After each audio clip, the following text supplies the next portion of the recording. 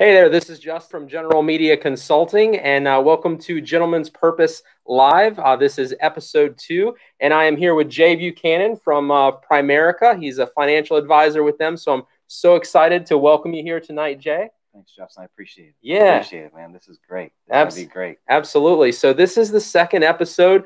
Again, Gentleman's Purpose e-magazine is a publication that you can get at issue.com/Gentleman's Purpose. And we cover all sorts of topics to build up and equip men to figure out what their purpose is, to fulfill that purpose, and in the midst of that, to keep their balance in all things. Now, I've invited Jay here tonight to talk with us a little bit about personal finance. As many of the readers of Gentleman's Purpose know, I personally was in the financial industry for about 14 years here in Palm Beach with Scottrade Financial Services. Jay has a wealth of understanding and knowledge and wisdom, and he's going to share some of those things with us tonight. I come from a discount brokerage background. He's much more of an advisor, right? Mm-hmm. And so he's able to bring a lot more to the table regarding helping people to actually arrange things with advice than I would be personally used to. So that's why I'm so glad that we welcome you here tonight. That's great. That's great. You know, man, Justin, you know a lot too. I mean, sometimes you talk to me and I'm like, wow, this guy still knows, like on his game, right? I'm always super impressed, you know, because we don't do stocks, you know. I'm almost like floor to some of the stuff that you retain, you know, so it's great. It's great. It's like you do something for a long time and you just kind of, it's like riding a bicycle, I guess, you know? Yes. Now, before we started this conversation, though, I was talking to Jay. He was telling me a little bit about this organization called Band of Brothers, and I just wanted to give you a few minutes to maybe share about what that's about and some of the things you've experienced with that. Oh man, that's great, Justin. I actually got my Band of Brothers shirt on, right? Nice. So, but you can go to bandofbrothersfl.com, and if some of you guys are on the Christian faith, there's a great book called Wild at Heart by John Eldredge, and it really talks about men's longing to be wild and be wild but be good, you know. But in a world that's kind of pushed us back a little bit, maybe it's kind of a jokey joke to be a guy right now if you watch some of the sitcoms, and so we don't really have an outlet to be what God has really entertained us to be. So this organization started small. Now we're in all 50 states, Canada, Puerto Rico. And it really is a big event where guys just go out to be, you know, there's not a lot of people who have really good guy friends. You might be able to count 3 on your own personal thing. But you know, so to be able to hug on and have a good guy that you can just talk with and him not be, you know, very judgmental is great. So we'll probably have like 200 or 300 guys at these big events, and we get to do a lot of fun guy stuff. I mean, seaplane rides, helicopter rides, airboat rides. We get to shoot machine guns. Can I say machine guns? Are we allowed to say that? Yes, you can shoot a machine gun. Like, that's some Rambo stuff right there. That's awesome. So they're going to have a pig hunt, a turkey hunt, and football, basketball, volleyball, dominoes, and dominoes, maybe that's a new game we'll come up with. All right, cornhole. We feed you for the whole weekend barbecue. It's barrack style living, and you come across with some really great friendships. And then there's a lot of quiet time where you get a chance to really get with God, and we kind of have an outline on some deep stuff. And we use a lot of big adventure guy movies to kind of get our heart stirring, right? So it's a fun event. It's actually coming up next month. November 13th, 14th, and 15th. And you can get with Justin or contact me direct or go to bandofbrothersfl.com. And there's a great little YouTube video clip. Oh, they have archery and archery tag, which is neat, right? Where it's like archery with like big marshmallows on it, and we're shooting each other with arrows. How much more guy can you get than shooting each other with arrows? So that's a cool event. Thanks, Justin. Yeah, that's awesome. Band of Brothers is a great book. In Gentleman's Purpose, we do have a book section where I oftentimes recommend good books. That's certainly one that I would encourage you to pick up either at the library or Barnes & Noble, or if you want to pick it up from Amazon. Just a fantastic book, very encouraging because, you know, as folks who are participating in Gentleman's Purpose, and as Jay said, in this day and age, sometimes actually being a biblical man, a protector, a provider, hunter gatherer is something that's actually pushed down or seen as something that's antiquated. But the reality is, I think the heart of men long for that. And I think the heart of women long for that as well. There's another organization that spun from that, because the women wanted to do fun stuff too. They wanted to camp and do. So there's another one. It's called Hearts of Beauty.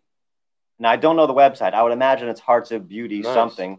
Yeah. And we have that organization down in Miami where they get together and they do tubing and all kind of fun activities on the water and stuff. I mean, I don't think they're basket weaving. I think they're shooting stuff also. Nice.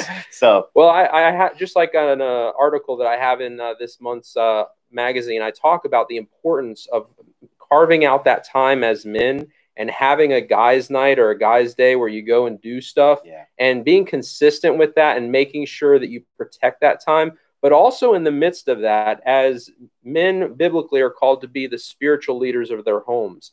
And one of the biggest responsibilities in that is making sure that your wife, your spouse, has an opportunity to spend time studying God's word, to spend time in prayer.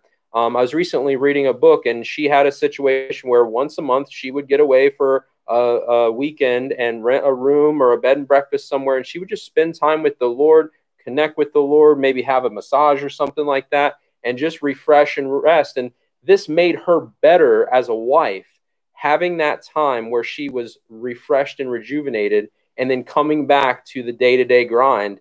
And as men, we have an opportunity to make sure that our wives who get so frazzled and so busy, making sure that they take that time for themselves, because it's good for them, it's good for us as men, it's good for our families, it's good for our communities. So just want to encourage you with that as well. So tonight, our topic is basically looking at finances. I touched on this earlier this week on a video called Midweek Manna, just some basics about retirement accounts and the importance of setting aside money for retirement. So we're going to really unpack that, because that's like your specialty, right, dude? That is personal, family, financial independence. Yes, yes. Right? And it's good to be independent. If you don't have to depend on the government or other people to supply your income and stuff, it's a good thing. And if you've been stuck in a cycle like that, I think Jay is going to help us understand maybe some things we can do to break that cycle and break those chains and be set free to be financially independent. It's important. So I wanted to start tonight just to talking about careers, because I had a friend of mine who goes to another church, Joe Perrone, who recently posted something about how our kids in public school up until high school really don't have a lot of exposure within the current school system on basic personal finance. But it should really be something that is simply a requirement, I think, because I'll tell you right now, as soon as you get into college, all of a sudden you have all this freedom, and like wolves, you've got these 20% credit card people right there, give you a candy bar if you sign up for a 25% interest credit card, or here, get a free t-shirt. And the kids are like, hey, I'll have money to go party with. That's great. And you're 18 years old. You don't know any better. And by the time you get out of school, you got your student loans and you got, $20,000 worth of credit card debt. And so these predatory lending practices will get you if you don't understand what you're getting yourself into and where you're at with that. So let's go ahead and start with careers. Jay, I mean, finding a career path and discovering what your purpose is, what your calling is. I know mine shifted a lot. Could you maybe share with us a little bit about what your career path, how that formed over time? Great. You hit the nail on the head with the college thing. I mean, I went to college for just a couple months, long enough to where they gave me a steak dinner if I signed up for some credit cards. And I walked out of school with loans and about 20 grand in credit card debt. Wow. At 20%, 24%. And and I was kind of lost in school. Like I raced BMX bikes, so I wasn't like organized sports like football, soccer, stuff like that. That's awesome. My brother, we were good. We like number 1 and 2 in Florida, and we raced, a bunch. But it was just kind of a singleized sport, like you against 8 guys. It's not like you on a team, right? So I didn't really get the guidance counseling maybe in school. So I didn't really know what I wanted to do. Does that sound like a lot of guys? I think so. I just kind of lost and just wandered for a bit. I knew what my parents did. And so me personally, I went into college thinking I'm going to do hotel restaurant management because my uncle was in the hotel business. My mom owned a restaurant. And so that's where I started, but it didn't stay there. Yeah. I ended up through different stuff. Like I quit a job because I worked at the post office, and I quit because I didn't want to work nights. So then I ended up at the Palm Beach Post working nights, right? And luckily, thank goodness, right, God put me in that position because that's where I met my wife, Jackie. At the Palm Beach Post? At the Palm Beach Post. I got a buddy that works there that I met doing Kairos Prison Ministry. Really? Great guy. And, Rick Baxter. And then I kind of saw the paper business going down fast. And internet was really coming aboard at that time, you know? And I was telling the older guys, like, I don't know if everybody's going to be reading papers. And they said, oh, that's not true. You know, everybody's always going to have a paper. And so I ended up leaving, and I went to both my uncles were firemen. One was like the chief of Martin County. That was one who just passed, you know, got killed. And then the other one was like a chief of Palm Beach Gardens. So I kind of went through some fire training. I was going to be a fireman. And then there was a freeze for like 5 years. So I had this training, but I needed a job. So I actually got a chance to go back to the post office as a mail carrier, a mailman, right? If we're politically correct, would be a mail carrier, right? And did you know George Lycia? He's a mail carrier in Palm Beach County for a long time. I'm not sure. He's up in Georgia now or something like that. But yeah, if he would have to be in our he's a good dude. Direct offices. He's a good dude. And so I was working at the post office. Actually, my wife was working. So then I saw the Palm Beach Post close. Right? Yeah. Like all my friends lost jobs, lost their pensions, and they were fighting to go down to like Miami Herald was the next big paper. So I'm glad I didn't stay there. And then I was delivering mail, but I always had that entrepreneurial spirit, right? I mean, I always wanted to do something. I hung around with like some construction guys, some rough guys in my Jeep club and my adventure clubs. And so I always knew I wanted to be my own boss. And so I ended up having a pressure cleaning business, a big one with like a hot water tank and everything. And I would do gas stations at like 2 in the morning and still get up in the morning and carry mail. And I bought a Bobcat. I thought I was going to own a Bobcat business, but I didn't understand entrepreneur, like own a business versus self-employed. So really I was a self-employed Bobcat operator.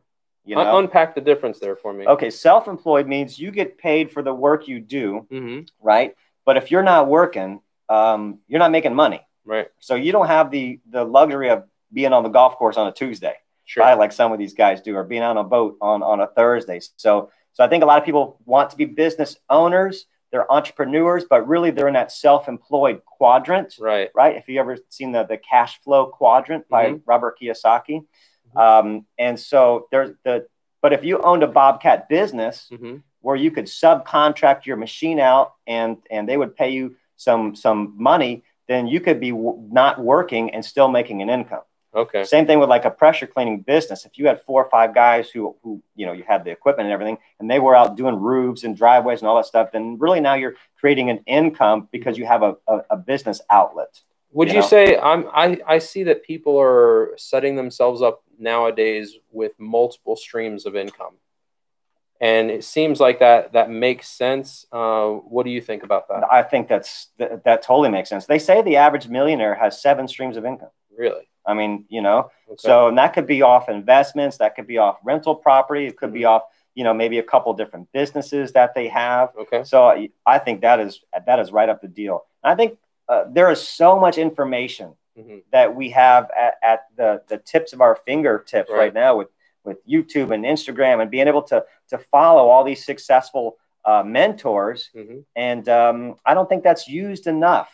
You know, I think a lot of people just use Facebook and Instagram for like I wouldn't say personal fame, you know, but kind of that. And really, you could instead of watching commercials, you could watch a great little clip on how to be an entrepreneur or what this guy is doing. I think a lot of people lose a lot of time and not using all the stuff that's at our fingertips that we didn't have 20 years ago. We've got a ton of resources available. My goodness. Yeah. You know, before it's just you got to look it up in a book.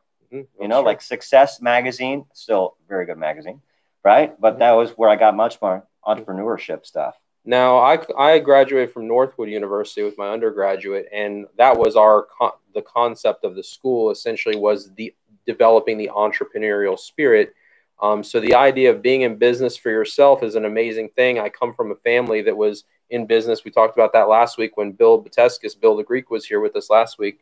And but I worked in corporate America from graduation on. You know, I worked for a large financial corporation. So going through the process of actually setting up a new business and those sorts of things is something that's it's an amazing thing that we have an opportunity in America to do, is that you can just create wealth, praise God, just by simply taking your ideas and putting them to work. And that's what I do with my business that I launched this year, General Media Consulting, helping people who have tremendous vision and helping them to unpack that, put it down on paper, make sure that they can get the financing that they need, and then marketing it wisely and well without wasting marketing dollars, but effectively marketing their business and building their brand. So that's what we do at General Media Consulting. You can visit that, generalmediaconsulting.com. But when it comes to identifying what your passions are and then discovering how to turn that into a career, I guess if you're in high school, you have career counselors available to you, guidance counselors available to you. You have people who are in your university, if you're in the university level, who can help you kind of identify through career counseling. And again, there's so many resources online, like Glassdoor.com. Yeah. Can help you understand like all sorts of things, like what kind of salaries you can expect upon graduation, what the salary growth looks like over time. Now, going back to your career track, talk to me about Primerica. How did you get involved with that? Oh, wow. What has that looked like? And if I'm not mistaken, well, I know I'm not mistaken, that has really been something that brought you and your wife together. Yeah. So it's something that him and his wife do together. They're able to co-labor in this. And you guys just seem, I mean, Jackie is just the most joyful person I think I've ever met in my life. She's just amazing. And that is such a powerful thing to see a couple doing this thing together. Yeah. That's one thing our company really does implore is, I think two people working towards the same common goal, you can probably run twice as fast. Yeah. Both of you can kind of tote the line a little bit. Right. And how we got in was not like a normal thing. Like, we hire a lot of people. We recruit a lot of people at the company because the financial industry is hurting, right? We need a lot of good people. And so we were struggling. It was 2008 and my Bobcat business was in the toilet. My pressure cleaning business was in the toilet. So we were throwing newspapers at night, which is not a great way to start. You guys were doing that marriage. together? Yes. Okay. All right. So you want to say about, she was not joyful at 2 a.m. Okay. And then get up in the morning and then throw mail all day, right? So newspapers at night. And I figured we could do it because I could read a mailbox. I mean, so it was kind of easy, right? Yeah. And so Jackie, my wife, she was coming home from the post office. She was working downtown Lake Worth, right? Okay. And she got into a bad car wreck at Lake Worth and Congress. Somebody ran a red light and, head-on collision, right? Totaled her car.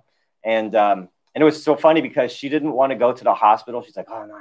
And I said, Jack, and at that time I was like, man, we got to go to the hospital because this looks like a lawsuit. Cha-ching, right? I mean, I wouldn't say money hungry, but this is a sue happy state, right? And this guy just ran a red light. So I knew my rights, you know?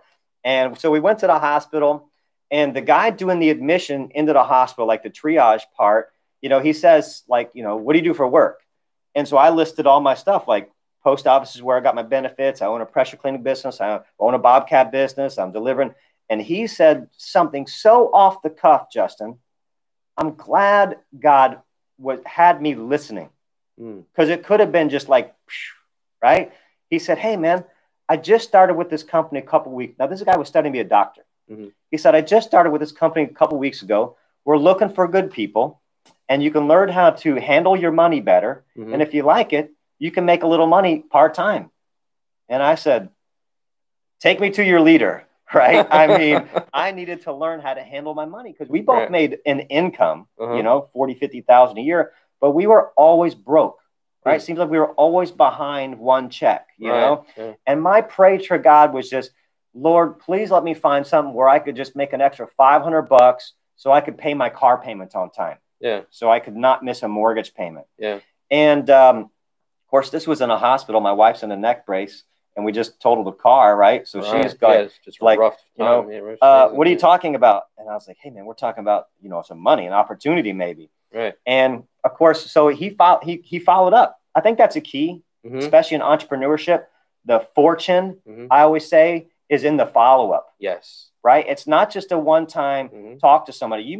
Colonel Sanders took that recipe to like, 100 people or something like that before he finally got a break, Right. And he wasn't a young guy either. So he followed up And so finally I said, okay, you know, I'm ready to listen. And he came over and he showed me a basic presentation on money that blew me away, Justin. Really? It was like a third grade education on money. And I said, I can't believe I never learned these rules. I can't believe I got so taken advantage of by these different companies. And so then I went to an office that we have over Okeechobee and Haverhill. And then I saw the presentation again on a bigger scale. And this guy had just quit teaching from John I. Leonard, Coach Jim Barr. And he was making like over 100,000 doing this. And he's a PE coach. And I said, what does this guy know about like finances, you know? And so he brought me aside and said, hey, this is how I did my business and here's how you could do it. And I said, man, this is like, I really did think this was like Disneyland.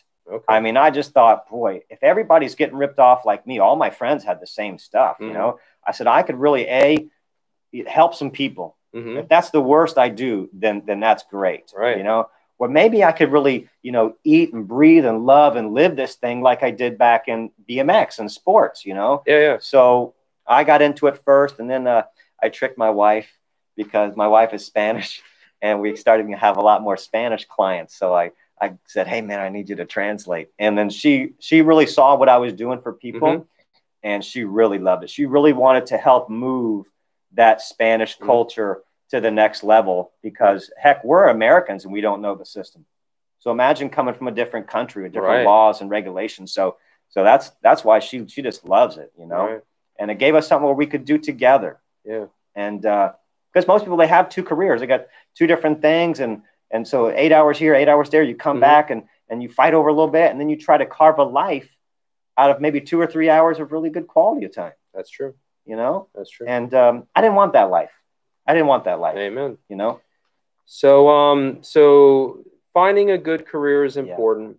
Making sure you understand the salary expectations, know your worth, essentially. And so there are some great websites that will help you with some of those things. Glassdoor.com, obviously, Monster.com, CareerBuilder.com. These are all super helpful tools. If you have questions on those things, of course, you can always email me at justin@generalmediaconsulting.com. Happy to help as best I can. Next thing I want to talk about a little bit is credit. A lot of people you sit down with, they are in a situation where they're already having difficulty paying their bills, and we're trying to shift them and put them into a situation where they can actually start saving money rather than constantly being in debt. But talk to me about, what does it look like to really establish good credit, and why is that important?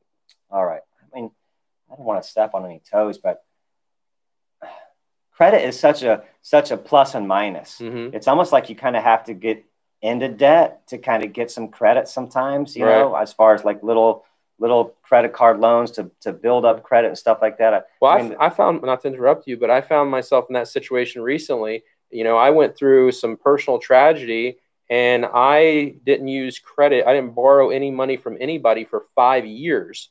And then I had like over 800 credit score.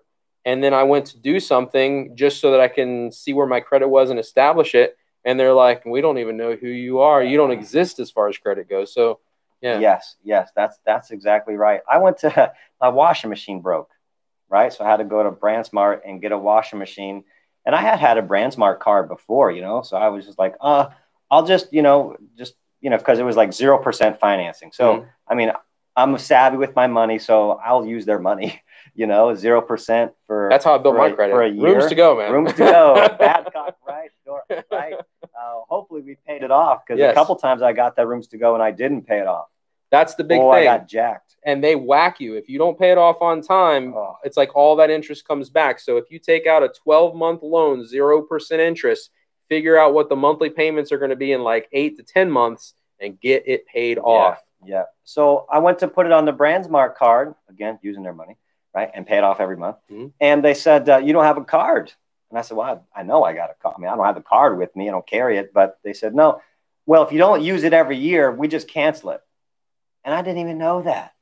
So that probably hurt my length of credit history. Right. right? It wasn't even canceled because I'd missed a payment. It was canceled because I didn't use it enough. So you got to watch out for some of those little caveats when you sign up for some of these store cards, right? Because that hurts your credit worse than actually having the credit to begin with. Huh. The length of history. So three things they look at. They look at credit, debt to income ratio, how much you owe versus how much outgo it is, right?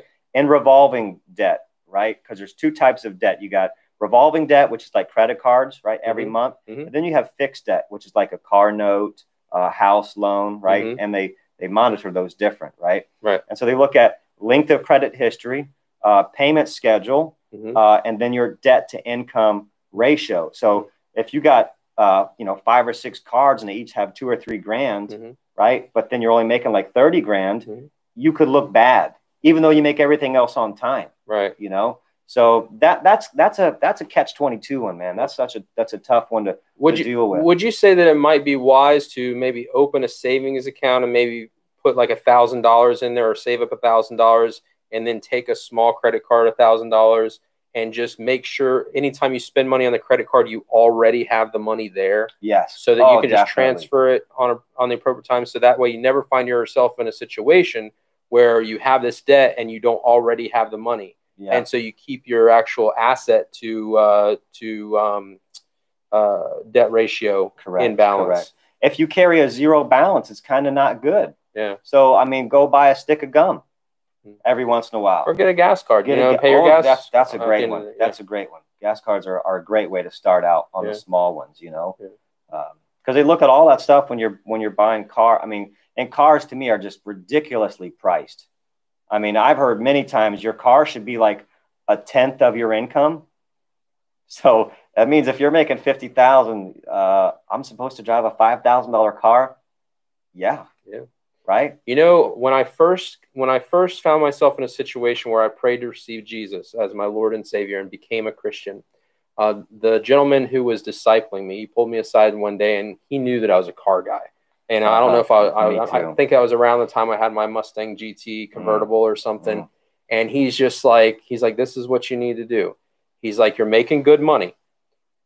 Buy yourself a car that you can pay cash for. Open an interest-bearing account. Whatever you would have paid for car payments, pay that into that account, and then 3 years down the road, buy another car. You'll have more money. And you keep rolling it over like that, and you never pay interest to anybody else, and eventually you're going to be driving the kind of car that you like, having pretty much paid cash for it. Yeah. Now, that was great advice. Did I follow it? No, people give us great advice all the time. We're going to give you great advice here. Whether or not you do anything with it is completely your responsibility. America. Yeah. I'm a big Jeep guy.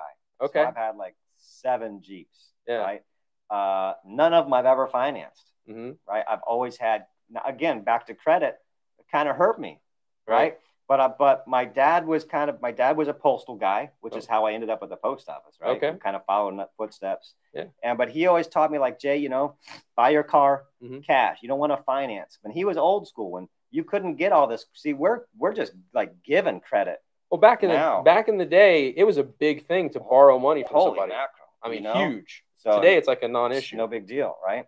And so I did that. I started off with S10 Blazer, and then I got an old Jeep CJ, and I lifted it and all that type of fun stuff, right? Because we live in South Florida, no doors, no top ever. Right. People say, "What happens when it rains?" I say, "You get wet." Right? I remember taking Jackie out on a date, and we just got poured on, and I'm just smiling that my sweetie's next to me.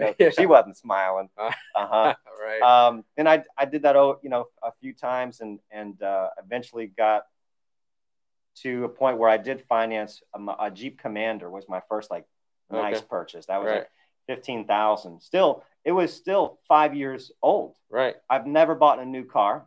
Right. Financially speaking, it's not great to buy a new car because as soon as you roll off the lot, it depreciates. Money out the door. Yeah. And if you get hit and you don't have like this gap insurance, I mean, I've seen so many cases where people don't even have the car and they still owe 20 grand. Right. Yeah. And I mean, that's tough to pay off something you're not even having fun. So I think I always recommend, hey man, go to CarMax, man, buy a 2 or 3 year old car. Right. Yeah. So we want a solid career. We want something where we can, basically take our passions, take our skill set, take our education and put it to work in order to be able to create wealth, obtaining a salary that's in alignment with your skill set. We want to establish good credit, but we want to use it sparingly. The next thing I want to talk about is budgeting. Budgeting is a tough one. When my ex-wife and I would sit down to do budgeting, it was always a challenge, because she grew up in a situation where she was very much, her mom, basically pinching every penny. Whereas my family was just like, if you just need more money, you get another job, you work harder, and you have more money. And so you shouldn't have as long as you're healthy and you can work, you should be able to make money, right? And so we kind of came at it from different levels. I was definitely the spender of the two. She was definitely the saver in a big portion of it. So that was an area of difficulty. We had to actually be intentional about setting that time aside and getting our minds in the right place to be able to discuss, really, like you mentioned earlier today, that finances is one of the leading causes of divorce in America. Now, at Gentleman's Purpose, as part of General Media Consulting, we look at statistics that say about half of the businesses in America that are launched fail. Well, about half of the marriages in America fail, and that statistic isn't much better in the church. And that's a bad thing. And that means that we have an opportunity to do better. And so that means that we have to be intentional about making better choices and dealing with these difficult subjects wisely, caring, lovingly. So one of the software programs that we utilized, of course, there's things like Quicken and stuff, but we found this old school thing called envelopes. Have you ever heard of this? No. Oh, the envelope system. It starts with an envelopes. It's a computer system. And it goes back to the old school system. Back in the day when they didn't have these sorts of things, if you got paid, I don't know, $500 at the end of the week, you'd take, $80 and put it in there for your rent. You'd take $50 and put it in there for your electric, and you'd basically divvy your money up in all these little envelopes in cash, and you'd put them in a safe or something like that. And that way, when the bill came due at the end of the month, you go to your rent thing and you'd have the right envelope. Well, they took this concept and they basically turned it into a computer program so that when you get paid, it's attached to your banking account, and you basically allocate the dollars to what envelope it's supposed to go to, and it just keeps track of it. So I found that to be a relatively helpful thing. Mm-hmm. What are maybe some recommendations on budgeting that maybe you've experienced? Wow. Man, being intentional is just, see, I think I have a lot of acronyms that I talk to clients with, and I think a lot of people spend money to buy stuff they really can't afford to impress people they really don't like. I have a nice, that's straight Fight Club stuff, right? I mean that might is this what a man is? Ruffle some feathers, right? I mean, I have a nice watch, but it's a, I don't know what this one is, a Citizen watch or an Invicta. It ain't like a Rolex, right? I mean, it tells time, same as my. I like nice watches. I was a tag guy back in the day. But... Okay, I got a tag, right? But I had money before I went and did that stuff. But I think, man, so many people now spend so much money. The biggest thing I see is eating out. I will say that my wife got that watch for me for Christmas. Okay, that's cool. That's cool. And I think we're in the same household on different sides of the town, because I'm a spender and my wife came from communist Nicaragua, right? And she came here when she was 11. And I mean, she would have to stand in a line to get propane tank. And sometimes they'd run out, and they burnt wood to have a fire. And at 6 o'clock at night, they would turn the water off for the whole city. So if you didn't fill a 55-gallon drum so that's a saver. Aren't you glad you live in America? Holy mackerel, America. Oh my God, praise God. Right? Thank you, Jesus. She always gets on me. She's like, I can't believe how wimpy you are sometimes. You don't know what I did, at 10 years old, dragging a propane tank. They're heavy. They are heavy. Right? I mean, and we cooked with wood. I'm like, are you serious? But that's true, man. And hey, watch who you vote for, right? No matter who your side is, but always, because those countries are rough, man. They start taking away your freedoms and stuff, and they're telling you how to live and where to live and stuff like that. So, but I was a spender, she was a saver, and so that created a lot of conflict, right? Especially when they're got down to $0, right? And we still had a lot of month left at the end of the money, and we're not taught budgeting in school. We never taught how to. Now, young guys, they don't even have a checkbook anymore, right? everything is swiping, right? Mm-hmm. Swipe this, swipe that. And that's very difficult. Your brain doesn't get swiping like it would register writing a check, right? Yeah. So I always tell people, if you're like out of sight, out of mind. Oh man, totally. Yeah. And you've seen people in line where they swipe and it says, oh, that one, oh, hold on, I got another card. Let's do, oh, that one doesn't work. Let's do, right? Right. I mean, I've had that in my life, and my heart just like, sinks. Like, oh my God, these people in line, all of them just saw my debt, right? Because they hadn't seen. So I didn't want to live like that, Yeah. So Jackie and I were super intentional, and then came along the business where we have a program where we do a budget page, and we're not big eating out people back then, but I see so many young people now. Just everything is like a $5 a day Starbucks habit, $10 a day lunch habit, $10 a day. It's like $12 a day now for a burger and fries, like John Smith. Hey, Checkers, they got 2 sandwiches for $3. Look at that. Can't beat it, brother. Look at that, right? So see, he's on a budget. And then on top of that, then they got the pizza at night or going out for drinks. I mean, you can't. It's tough to go out for drinks for less than $100. I mean, if it's 2 or 3 of you, and I kind of would want to be the big shot, like, let me pay for the tab. What a dumb move. I try to do sometimes, trying to impress my friends, right? It just got me more in debt, But you gotta detail every dollar. I mean, if you worked for a business that every year was behind, how would that make you look, right? That's your personal finances, your business, right? And if you can't keep up with it, then who's going to do that for you? Yeah. Who's going to do this? You have to be super intentional about where you want your money to go. And make sure you count everything that you spend. Sitting down and actually going through those numbers. And when you come up negative and you're spending more each month than you actually are taking in, it's a bad thing. Now, talk to me about coming from and again, Gentleman's Purpose, General Media Consulting. We come at life with a Christian worldview lens unapologetically. And so the idea of making sure that your generosity begins with the house of God, begins by supporting ministry.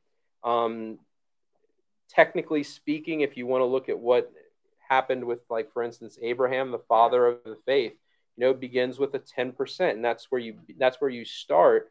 But then you also have, in addition to supporting those who are overseeing your soul, which is important, you want to make sure they're not having to be stressed about finances. You got the person who's looking after your soul stressed out, wondering if they're going to be able to pay their water bill. That's a problem. You're going to experience that stress in your own life. And so you want to make sure that the people that are entrusted with overseeing your soul are taken care of financially. Actually, the scriptures say that a congregation who has a pastor, that leader, if they handle the word of God well, is worthy of double pay or double honor. So what does that mean? You got 100 people under one pastor. You take the average income of the 100 people, and let's say it's $40,000. That pastor should be earning $80,000. If you had a manager who was managing 100 people, he'd be worth $80,000 easily. Easily. Right. And so, so that's something to consider, is that your first fruits ought to go to blessing the body of Christ so that it can be nourished, built up, equipped, and can grow and produce good fruit. Love, joy, peace, patience, kindness, goodness, gentleness, faithfulness, self-control. These are the things we look to bring forth. These are the things we look to experience as Christians. So in your budgeting, if you're living off of 90% of your income, first of all, if you can do that, you're doing better than most people in America. Am I right? Oh, yeah. 80% live paycheck to paycheck. 80% of Americans live paycheck to paycheck. And so budgeting begins by starting with what is holy. And it says in the scriptures, actually, there's a promise in there that says that that if the first fruits are holy, then the whole thing will be blessed. The whole thing will be holy. So I'm just encouraging you to consider giving with a grateful heart and generously. My pastor at Freedom Church of the Palm Beaches will say, listen, if you're grudgingly giving money, keep the money, because that spirit comes with those incomes. But if you're ecstatic that you actually earned money this month and you get to contribute to the work that God's doing, that's the right heart and attitude to have. And you will experience increasing blessing if you're doing that. It always comes back to you. Yeah. I mean, I can't tell you how many times Or you reap what you sow. Always, you know, so many. I mean, I love Proverbs because Proverbs is like easy for anybody, any faith, right? It's like a fool does this, a wise man does this, right? And I just like, you know, fool is a bad word, you know, right? And you know, we're not supposed to be a slave to the lender, right? And I forget who, you know, I got so many great quotes all the time, right? I blank out. But who was it that prayed for wisdom? It's King Solomon. King Solomon, right? He didn't pray for money, right? He prayed for wisdom, and he was blessed with being one of the richest men. Yeah. Right. So I mean, I pray for wisdom. Yeah. Right. I pray because you can make all these things, and then something comes to you that's maybe not godly, looks good, right? Feels good, but it's not godly, and then we go after that, and then we fail miserably. Right. Right. So I think big thing is we gotta be very fruitful with our incomes, and 10% is just a start. Yeah. Right. I always tell people, well, that's like, you know, it's supposed to be investing 10%, right? That's like a statistical deal, and tithing 10%. Well, if you think about the fact that as a Christian, you are in Christ, you are part of the body of the King who basically runs everything. And this is a king who is exceedingly generous. And so if he's a king who's exceedingly generous, that means every cell within his being, which is those of us who are in Christ, ought to express that within our spheres of influence. I got goosebumps on that one. Really? Justin, that praise was good. praise be to God. That was good. All right. That was hard. Baruch Hashem. Excellent. So so budgeting your money is super important. Make sure, if you haven't considered giving generously to your faith community, pray about it, because it took me a long time to get to that place in my faith. And I will tell you right now that it's one of the most freeing, liberating things to experience, to be a generous person. So absolutely. So the next thing I want to talk about, and there's some great software, any budgeting software recommendations?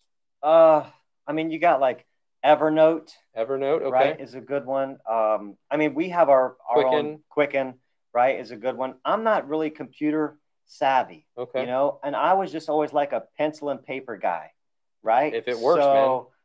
Now I you know, at Primerica, we have a software where we do, you know, free counseling, you know, and we give people a financial plan for free, right? If you'd like one, get with me. I mean, that's how we, you know, are able to help middle class. How can they contact you? Phone number is 561-282-7384, or it's www.primerica.com/ just the letter J, Buchanan, right? Buchanan, right? And it'll chime. He's right here. He's right here in Lake Worth? Green Acres. My office is on Green Acres. Yeah. Okay. We have another office in Margate if you're down further south. So connect with him and Jackie. They will definitely help you out, put a plan together, and get your financial house in order. So taking out a loan, the process of actually borrowing money. I get to a point where, you know what, I paid cash for a car, been driving my car and everything like that. So I'm doing that, but I want to buy a house.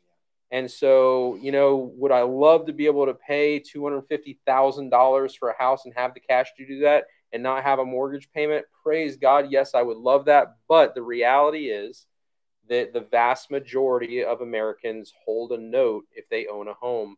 And so talk to me a little bit about some of the important things about taking out a loan to buy a house. Well, first of all, I mean, and it's expensive here in Palm Beach County. If you're listening in Palm Beach County, it is expensive to live in sunny Palm Beach County. We're at the beach, you know, we're looking at it and sunrise and all that type of stuff. This place, if as far as Earth goes, this paradise. I mean, I grew up here, right? I went to Lake Worth High School. I love the scene. I mean, we cut class and go to the beach, you know. Don't tell my mom, you guys, all right? But I tell people I got a PhD. That's a public high school diploma from Lake Worth High School. Okay. Nice. But my brother just bought a house. I was just telling Justin, he just bought a house for $250,000 in Georgia, much bigger than what you can get here. And but he had to really be intentional on saving for that house, because most of the time as a new homeowner, you got to have 20% down, at least 15%. And so sometimes people, if they, you know, are former servicemen, they can get a loan from the VA, which will help out a lot. But again, that comes from setting aside money for a long-term goal, right? I mean, you can't just like look for houses. I mean, most of the mortgage brokers that I talk to, they won't even send you to a realtor unless you pre-approved, because that's a waste of their time, right? To show somebody houses and you're not able to get it, or way out. And one of the things my grandma told me, my grandma sold a lot of real estate and had a big real estate business in Palm Beach County. There's a lot of realtors in South Florida. Yeah, man. And my grandma back in the day, she lived in Belvedere Homes, sold most of the homes in Belvedere Homes. And she always told me, and Jackie, she said, Jay, you don't want to be house poor, right? You don't want to get yourself into a mortgage that's so deep that you can't have any fun, and that's your life, you know? And that destroys a lot of marriages. Now you're more, so I mean, not statistically, but the rule of thumb, if you are going to buy a home, you want to consider what is the mortgage, what is the homeowner's insurance, and all the things associated with that. And that should be no more than, they say, 25% of your income. Correct. Which sometimes, again, if your income, if we're talking about careers, if your income's not where you want it to be, I mean, maybe it doesn't make sense to look at a $300,000 house. Right. Looks good on paper. I mean, I know a lot of people that bought big houses on, you know, variable rate loans, and and then all of a sudden those variable rate loans varied, right? And you had the 2008, 9, 10 debacle, and you know, you got people making big money that lost, you know, big houses. So you got to be very, very serious about that, because that for most people, if they want that house, you're probably going to take a 30-year loan. And think about that's a contract between you and that bank for 30 years, right? By the way, if you make one extra payment a year, right, you can knock a 30-year loan down to about 20 years.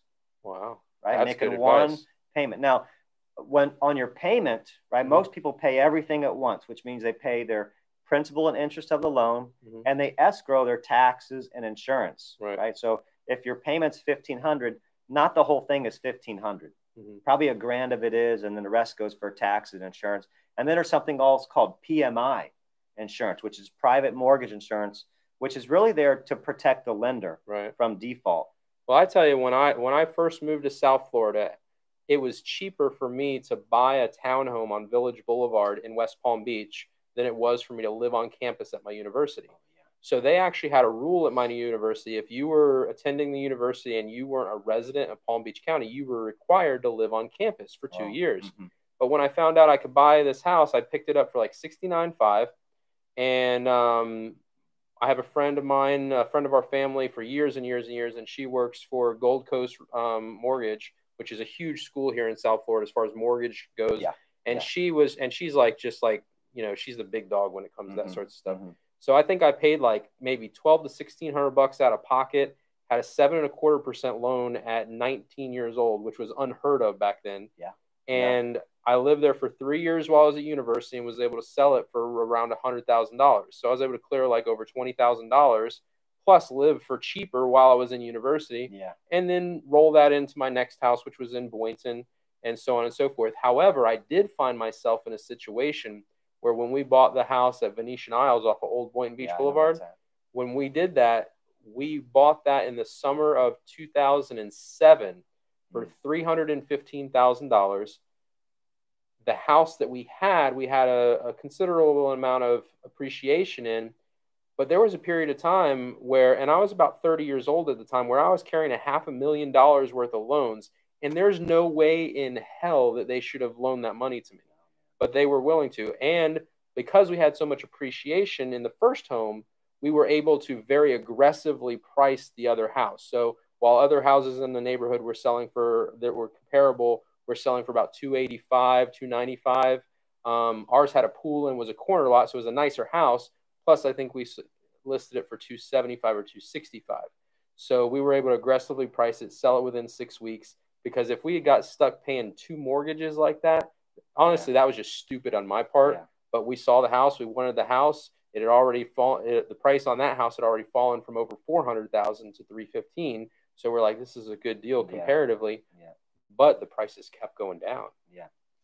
I think, you know, so many times, right? I bought a house when Jack and I were young, before we got married, for $80,000. We still stay in it, right? That's great. I mean, and I had someone buy the house next to me at the height of the market the last time, it was like 195.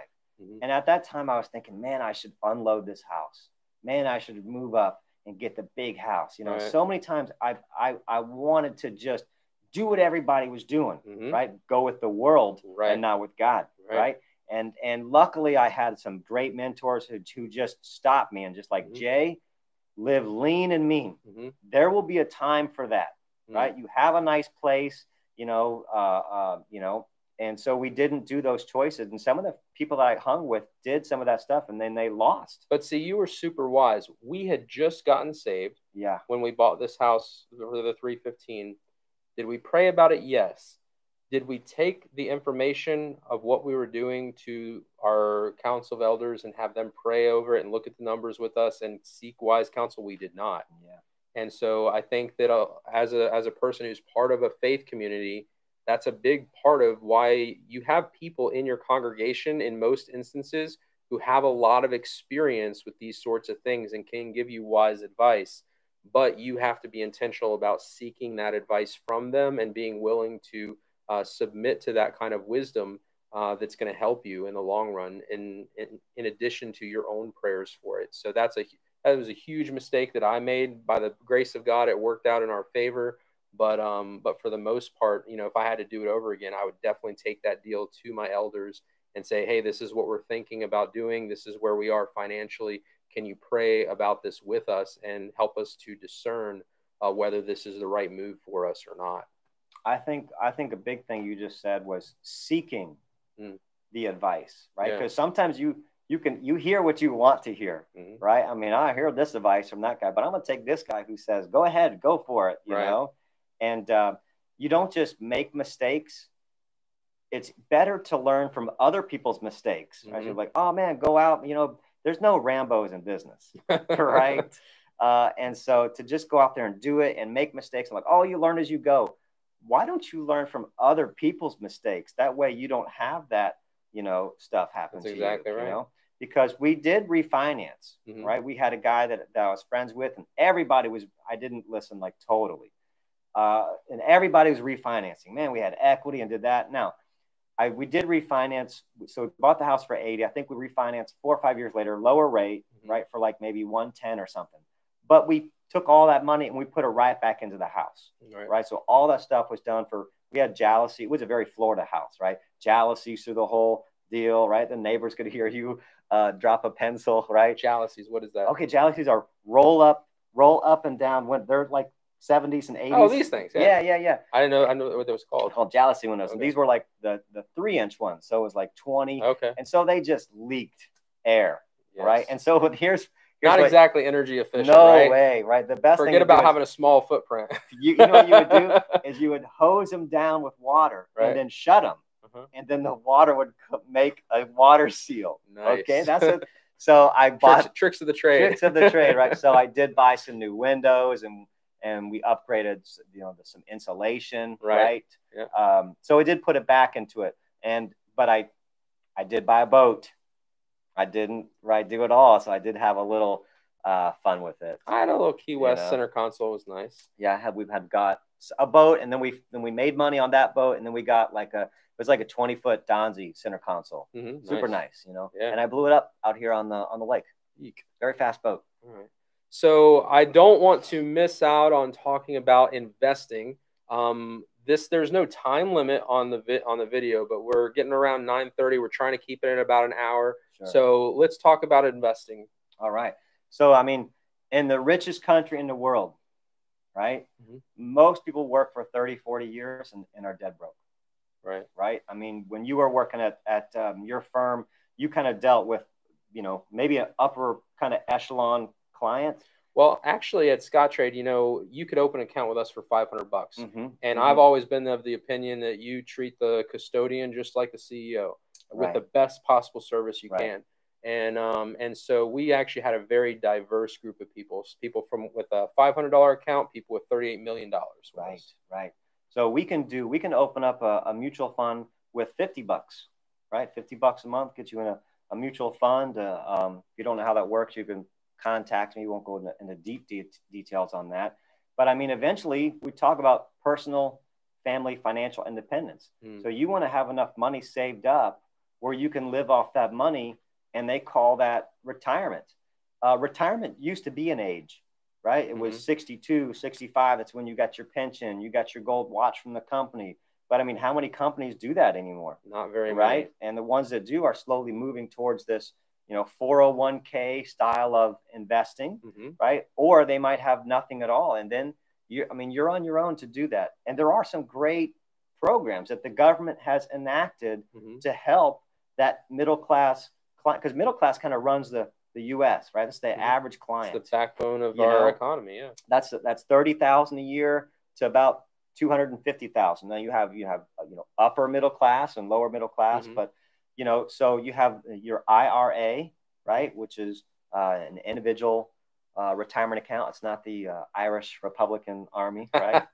And then in '96, you had a senator who said, hey, middle class is really not saving enough, and we're going to come up with this Roth IRA with Senator William Roth, okay?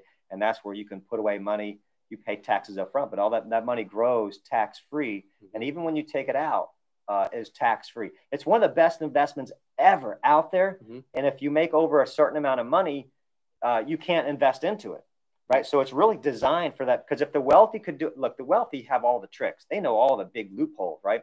If they could do a Roth IRA, there would be such a separate of classes. It'd be crazy, right? So the Roth IRA is great for that middle class client, $50 a month, $100 a month, and over time, right? And a good managed mutual fund. And mutual funds have been around since the 1920s. Now, just for those who don't know, what is a mutual fund? Okay, so a mutual fund is where you have a bunch of people, right? So that's the mutual part, a bunch of people putting in small amounts of money, $50, $100, $1,000. You have a professional team of people, and they go out and they bunch up a bunch of great companies together in one spot, right? So we've heard the old adage, you don't want to have all your eggs in one basket. Right? So this is a basket with a bunch of eggs. Kind of like, I always use it as like owning a mall, right? If you own like the Wellington Mall and you got all these different stores in it, right?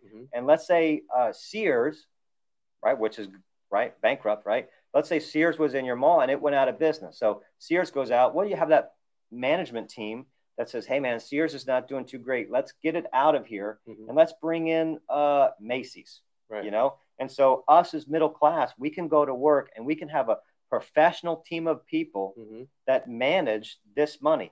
And your $50 a month is treated just like somebody's $2 million account, right? So you get the same professional management. And to me, it allowed me to go to work and not have to do all this, learn all these, stocks and stuff that people use, because you have so many different trading programs now. And I just think mutual funds aren't like the sexy thing and the popular thing for a lot of people, right? Flashy money. Yeah, if you're swinging for the fences, a mutual fund's not what you're looking for. Yeah. But over time, since 1920s, they've averaged about 11%. Yeah, and that's through wars, depression. I mean, this is a political time right now, so people are worried. But hey, we had a president get shot and die. We took Nixon out of office, right? We had oil embargoes, we had 9/11s, and yet still, Johnson & Johnson, right? You got to buy some Band-Aids. So like you hear about these big indices, these big groups of stock, the S&P 500, the Dow Jones Industrial Average. You can actually buy a basket of stocks where you basically are buying the whole market, right? And that's the 11%. That averages about 11% over the last 80 years. Top 500 companies in America, So, everybody uses Amazon, right? Everybody uses Johnson & Johnson and Colgate, Budweiser, right? Sometimes. Coca-Cola, Pepsi, right? Microsoft, I'm more Apple. of a Guinness guy. It's the Irish okay, that's all right. But who bottles it? Anheuser? Well, I don't know, do they? Right? I don't know. We'll have to check it. We'll have to check a can out back here. I'm Irish too, so I'm down with that. All right. So so setting up an account with you and getting a plan together is free. Yeah. Then you have an opportunity to say, okay, we need to establish a savings account. We need to establish, a basic investing account, but we definitely need to start thinking about retirement. Yeah. Because otherwise we're going to be depending on the government and there may or may not be money. Correct. Correct. Three big accounts that I do is, number one, you got to have an emergency account. Mm-hmm. You got to, because man, you're going to need tires on the car, right? The AC breaks at the house. We just had to buy a washing machine. You know what I'm saying? Mm-hmm. And if you don't have the emergency account and you're putting away money in a Roth IRA, mm-hmm. you're probably going to take out of the IRA or hit up the credit card, which you don't want to do either. Credit card, or maybe, I see a lot of people now trying to borrow from their 401k, right? Yeah. And it's not for like, that's not what it's there for. No, you don't leave borrow it there. 401k so you can take a vacation to Italy. Right. Right. That's not there at all. Right. So if you can't pay cash, you don't go. Man, you can't. There's a reward and punishment, right, to be wealthy. Mm-hmm. Right. And so you got to have an emergency account, this, 3 to 6 months income. Mm-hmm. And then that short-term account, right? A nicer car, mm-hmm. The house, right? And then the wealth building account that you should really stay away from, right? Mm-hmm. That is your nest egg, mm-hmm. right? That's you providing yourself a pension for the future, right? Right. So when we sit down with people, mm-hmm. I'm super structured, right? Mm-hmm. And if and another thing is big to me is life insurance. I mean, it's not investing, mm-hmm. right? But if we got a husband and wife both working, they're mm-hmm. both making 40, 50,000 a year. It doesn't matter how much you're investing. Mm-hmm. If one of them passes away, I mean, that plan is out the window, right? It ain't bulletproof. Right. So we got to make sure we protect the most important asset in the house, mm-hmm. which is me or you bringing home income. Right. And so if someone says, Jay, I don't want to do that, I just want to, invest. I don't take that client. I'm very serious. I've seen so many tragedies, right? I have a bunch of them in my life where we paid death claims on a few family members, my uncle being one of them, mm-hmm. right? He wasn't supposed to die, right? I mean, that's when we write people up, they're healthy, okay? Right. And then you got COVID and all this stuff. I mean, all those people that income is there. And then there's a major devastation after that where you lose your house mm-hmm. that you work so hard for. You got to move back in with mom. You got to yank the kids out of sports and karate and dance, right? And move into neighborhoods that you might not, want to move into. Yeah. But then so that's in the financial game of life, mm-hmm. that's the defense. Right. Everybody's got to have a strong defense. Hopefully the you tonight has a strong defense, mm-hmm. right? And then you got to have an offense, mm-hmm. and that offense is the investment part. That makes sense. That's I'm jiving with that, bro. Every ball game, any financial game, and finances is also a game. Mm-hmm. And you either plan to win, mm-hmm. right? And you got a game plan and a strategy. Because we're playing ball. I mean, Bobby Bowden just doesn't say, "Hey, y'all, go out there and throw the ball around." No, there's a plan. Right. As a matter of fact, there's a couple plans, right? If you're a big football, basketball guy. So number one, you need a plan. But the plan is so simple. Well, it's like with me building a business plan. You listen. This is what the truth is. This is what I know to be fact. These are the things that I'm assuming based on what I know about business and what I know about what business we're getting into. But here are our alternatives. If those things don't work out the way that we're expecting them to, then we have these backup plans, and this is our exit plan if it doesn't actually work out the way that we're thinking it will. So you have to think about these things ahead of time so that you don't get caught with your pants down. Definitely. Call your pants down is not good. That is not a good thing. I just watched a movie the other day. I was like, well, too much. Right? Always wear clean underwear, like our parents say, right? Right. So investing super important. He gave you what's the phone number again? 561-282-7384. Okay. I wanted to get into talking about dealing with college debt and taxes, filing taxes. We'll have to reserve that maybe for another time. Sure. But yeah, thank you guys for joining us tonight on Gentleman's Purpose Live. We totally appreciate your checking in with us. And if you're not catching us live, you're catching us later, that's fine.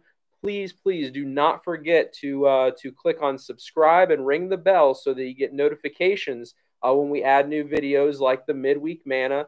But you can always check in with us here on Saturday nights at 8:30 p.m. Eastern Standard Time. And again, I encourage you to not only be taking notes, but also, chime in with some questions. You can always email us again at Justin@generalmediaconsulting.com. And if you need help with your personal business, General Media Consulting is my business. You can reach me at 1-800-484-9825.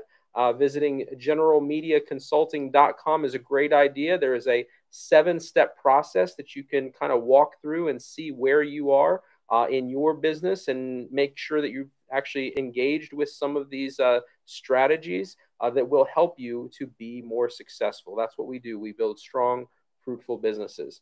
So again, thanks and have a great night. Jay, you have been awesome, fantastic. Thank you for joining me tonight. Thank you so much, Justin. It's a pleasure. And if you got some money and need to do some investing, this is the dude. If you're in debt and you need to plan to get out of that debt, give this guy a phone call. All right, signing off.